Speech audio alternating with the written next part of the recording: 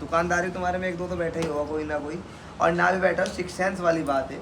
मुझे बताओ वो नारियल की बोरी में पानी कब तक रहेगा, एक दिन 2 दिन? आदमी का सूख के नारियल की तो क्या औकात।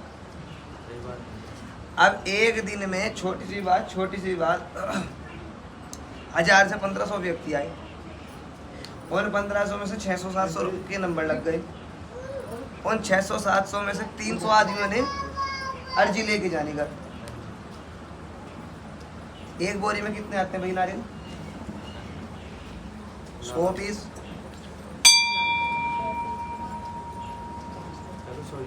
मुझे जानकारी नहीं है इसलिए, वो 100 पीस आते होंगे अक्सर, है जी। अब मुझे बताओ जो नारियल लेके जा रहे, कौन सा उनके घर से खरीद के ला रहा है वापस?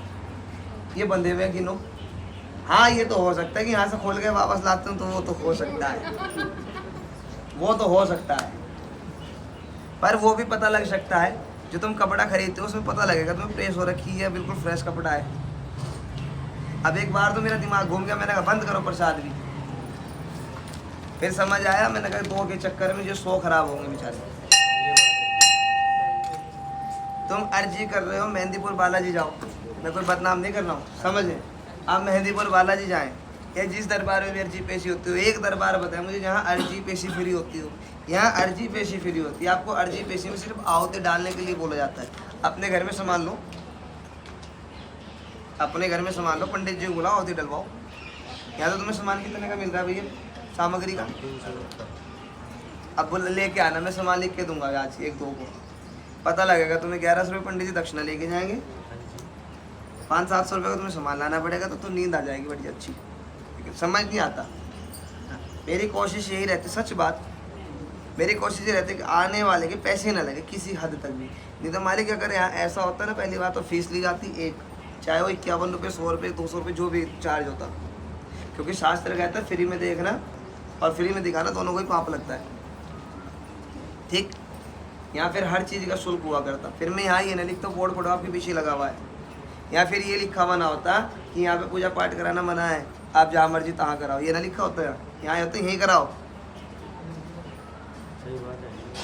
अगर लोगों को समझ नहीं आता, अब तुम्हें समझ में ही आता है कि तुम आओगे, मैं तुम्हें पितृदोष बताऊंगा, तुम बोलोगे जी उपाय क्या करे, बोलो हरिद्वार मिलना, 5-7 हज़ार रुपये का हवन करे। हाँ यही होता है, 20-22 रुपये लगेंगे उसमें शांति। ठीक है। अब एक अमावस्या को 20-25 आदमियों को हरिद्वार मिलो, तुम्हारे पितृ भी खुश और हमारे पितृ भी खुश।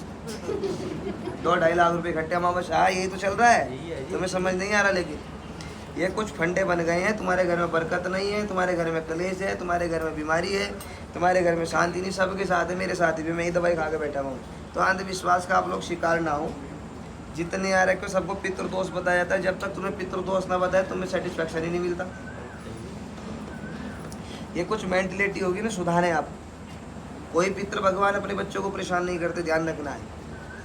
आपके माँ बाप हो, आपके ताऊ चाचा बाबा दादी हैं, जब जिंदा थे आपके लिए दुनिया से लड़ते लड़ते चले गए, आपको नाम दे के चले गए, अपना आपको अपनी संपत्ति दे के चले गए, आपको सब कुछ दे के चले गए। वो स्वर्ग में, तुम यहाँ नरक में, तुम्हें क्यों परेशान करने लगे हो?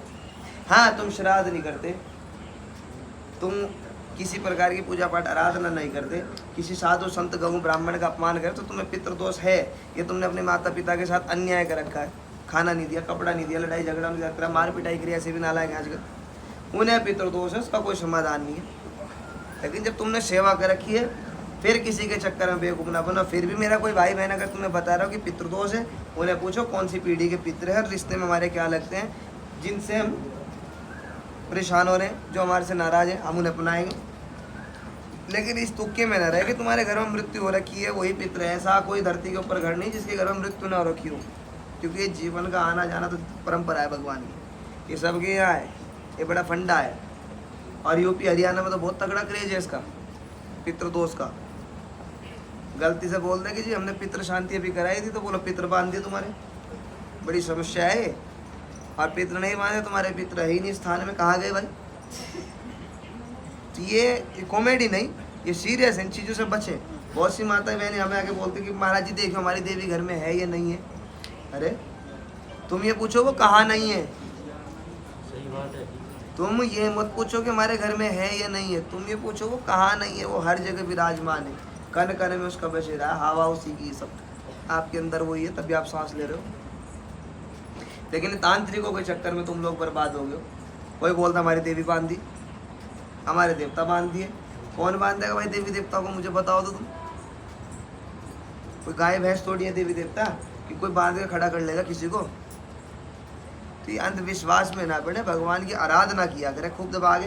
कोई तुम्हारे देवी देवता बांधने वाला नहीं है, हाँ, कोई भगवान तुम्हें छोड़ के जाने वाला नहीं। बेवजह पागल ना बने, ये तांत्रिकों के धंधे हैं, इनसे बचें आप लोग। ठीक है साहब, हाँ, अंधविश्वास में ना पड़े।